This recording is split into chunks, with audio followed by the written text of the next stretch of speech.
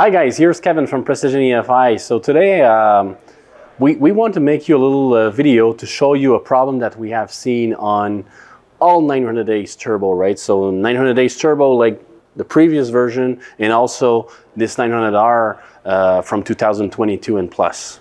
The problem for us start on the dyno itself, right? We're doing pass to pass on the dyno, everything was fine, and at one point we start to have a difference in the fuel system that we saw. So we decided to just take apart one of our fuel system on the dyno to saw right away that it was full of plastic debris inside the tank, right?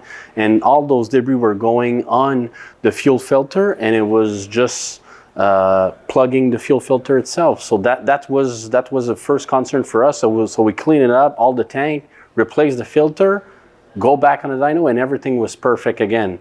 So at this point, that's where we started to check all the 900R, sorry, that we had in the shop. And from 7 different sleds that we had in the shop at this time, we take apart all the tank, and we saw that they're all the same, all the plastic debris inside of it. So we really highly suggest any customer, even if it's a stock machine, even if it's whatever, a competitor flash in it, a Precision EFI reflash to it, we highly suggest you to check this filter and have it replaced. So you have 2 to replace, right? So the suck itself in the basket, plus the inline filter also.